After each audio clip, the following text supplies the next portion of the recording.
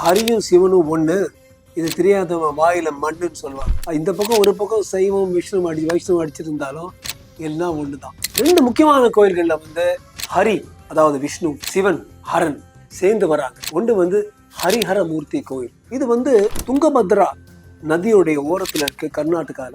இது வந்து விஜயநகரம் அவங்களால கட்டப்பட்டது. இன்னொன்னு நம்ம பாண்டியர்களால கட்டப்பட்ட திருநெல்வேலியில சங்கரன் கோயில்ல இருக்கிற சங்கர நாராயணன் கோயில். சங்கரன் நாராயணன், சிவன் விஷ்ணு. இது ரெண்டோடைய அம்சம் எப்படின்னா, ஹரி ஹரன் ரெண்டு பேரும் சேர்ந்து உருவாகிற மூர்த்தி தான். நாங்கள் எப்படி அர்த்தநாரீஸ்வரர்ல சிவனும் சக்தி இருக்கிற போல சிவனும் விஷ்ணுவும் சேர்ந்திருந்தா அது ஹரிஹர். அதே போலதான் சங்கர நாராயணன். நான் டியூவலிசம், எல்லாமே ஒண்ணுதான் அப்படி நினைச்சாலும், அல்லது தள்ளி இருந்து அங்க சுவாமி இருக்காரு நான் இங்க இருக்கிறேங்கிற வைணவ துவைதம் இருந்தாலும் எல்லாம் ஒண்ணுன்னு காட்டுற அளவுக்கு இது வருது. இப்படியே நம்ம சிவனை ஒற்றிக்கொண்டு இருப்போம். ஓம் நம சிவாய்.